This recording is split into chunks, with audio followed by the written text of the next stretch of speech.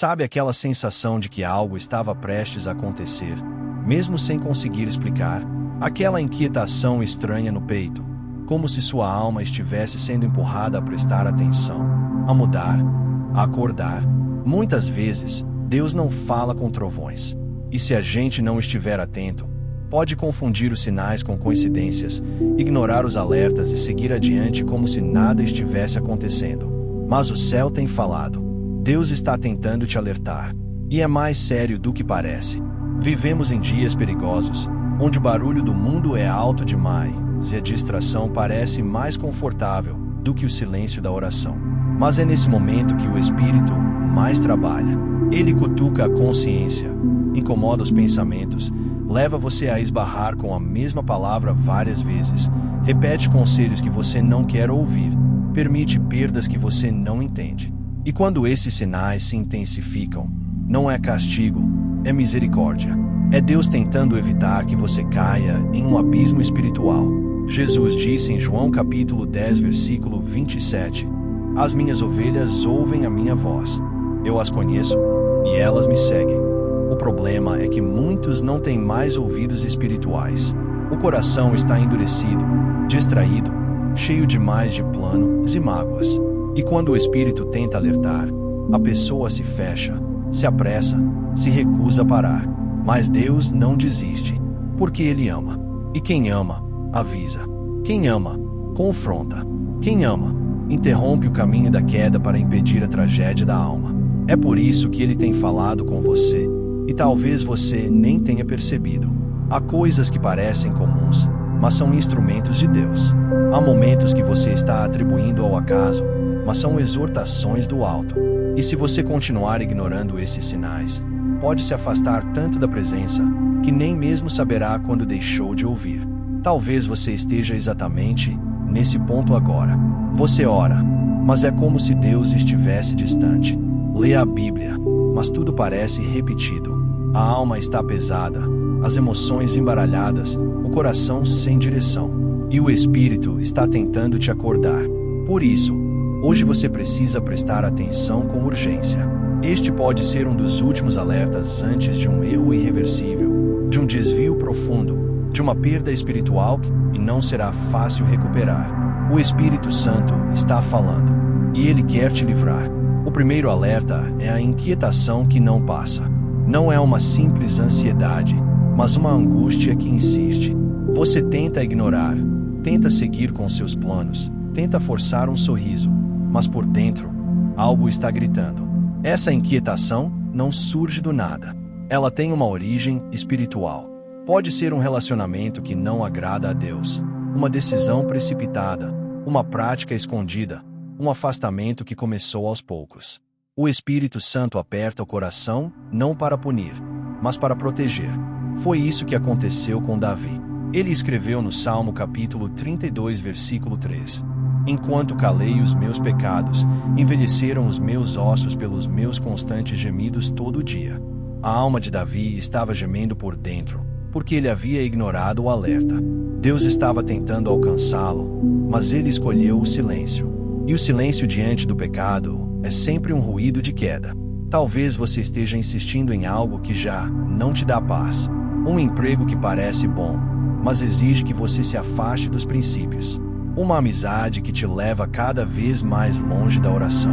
Um hábito que está matando seu espírito, mesmo que ninguém saiba. A inquietação vem como um freio. O Espírito Santo está dizendo: pare enquanto há tempo. Não despreze essa sensação. Não empurre isso para depois. Você não sabe o que pode acontecer amanhã. Em Provérbios capítulo 29, versículo 1 está escrito: "O homem que muitas vezes repreendido endurece a cerviz, será quebrantado de repente, sem que haja cura." A repreensão de Deus é amor, mas ignorá-la é caminhar para o juízo. O segundo sinal é a palavra que se repete. Você lê um versículo e ele te confronta. No outro dia, alguém cita o mesmo texto. Depois, aparece em um vídeo, em uma pregação, em uma música. Isso não é coincidência, é direção. Deus está usando todos os meios possíveis para que você perceba que está falando. A Bíblia é viva. Hebreus capítulo 4 versículo 12 declara: porque a palavra de Deus é viva e eficaz, e mais cortante do que qualquer espada de dois gumes. E quando essa palavra é repetida, ela não está apenas sendo lida, mas está tentando cortar a resistência do seu coração. Jonas tentou ignorar a palavra de Deus e fugiu, mas Deus não desistiu. Ele permitiu a tempestade, usou marinheiros, permitiu o peixe. Deus fala até dentro da barriga do caos. Talvez a repetição da palavra que você está vendo seja a forma de Deus dizer: ainda estou aqui. Você ainda pode voltar. Não espere a tempestade crescer. Não espere ser engolido pelas consequências. A obediência atrasada ainda é desobediência. Se Deus está insistindo, é porque você está em perigo. E se você continuar fugindo, pode perder a chance de cumprir o propósito que Ele reservou para você. O terceiro alerta são as portas que se fecham. Você orou, fez planos, se dedicou, e de repente, tudo desmoronou. É doloroso. Parece que Deus virou as costas. Mas nem toda porta fechada é rejeição. Muitas são livramentos. Em Atos capítulo 16, Paulo e seus companheiros quiseram ir à Ásia pregar, mas o Espírito Santo os impediu. Parece estranho, afinal, pregar é algo bom. Mas Deus via além. A porta fechada naquele momento era proteção. Logo depois, Paulo teve uma visão do varão macedônio, e o plano verdadeiro se revelou. O que você chama de atraso pode ser alinhamento. A porta que você queria abrir pode ser um desvio. A resposta negativa que você recebeu pode ser uma bênção disfarçada. Quantas vezes oramos pedindo a vontade de Deus, mas quando ela vem de um jeito que fere o nosso ego, recusamos. Jesus mesmo, ao saber da morte de Lázaro, esperou 4 dias antes de ir até ele. João capítulo 11 mostra que Marta e Maria não entenderam a demora. Mas Jesus não estava atrasado. Ele estava preparando um milagre maior. Talvez a sua frustração seja justamente o cuidado de Deus. Ele fechou aquela porta porque você não tinha estrutura emocional para o que viria depois. Ele impediu aquele relacionamento porque sabia da dor que te esperava. Ele não permitiu aquele emprego porque enxergava os ambientes espirituais que você não vê. E agora você precisa parar de reclamar e começar a confiar. Porque por trás da porta fechada, há um Deus que cuida de você. O quarto sinal são as pessoas que confrontam. E esse talvez seja o mais difícil de aceitar. Ninguém gosta de ser confrontado. Quando alguém toca em um ponto frágil, a reação natural é se defender, justificar, atacar. Mas Deus usa pessoas. Ele sempre usou. Usou Natã para confrontar Davi. Usou um profeta para corrigir o rei Asa. Usou até uma jumenta para alertar Balaão. E ele pode estar usando alguém hoje para falar com você. O confronto, quando vem do Espírito, não é destrutivo. Ele cura. Hebreus capítulo 3 versículo 13 diz: exortai-vos uns aos outros todos os dias, durante o tempo que se chama hoje, para que nenhum de vós se endureça pelo engano do pecado. O problema é que muitos se afastam justamente de quem Deus enviou. Rejeitam conselhos, bloqueiam amigos, abandonam igrejas, trocam a verdade pelo aplauso. Mas o Espírito Santo fala até por vozes que você não gosta de ouvir. E se você tiver humildade, vai perceber que aquilo que te feriu, na verdade, veio para te libertar. Quantas vezes você criticou alguém por ter te confrontado, mas depois viu que aquela pessoa estava certa? Quantas vezes você fechou os ouvidos para não ter que mudar? Cuidado! O orgulho é o primeiro passo para a queda. Provérbios capítulo 16, versículo 18 afirma: a soberba precede a ruína, e a altivez do espírito precede a queda. Talvez Deus esteja usando alguém para te salvar. Não endureça o coração. E por fim, o quinto sinal é a perda da alegria espiritual.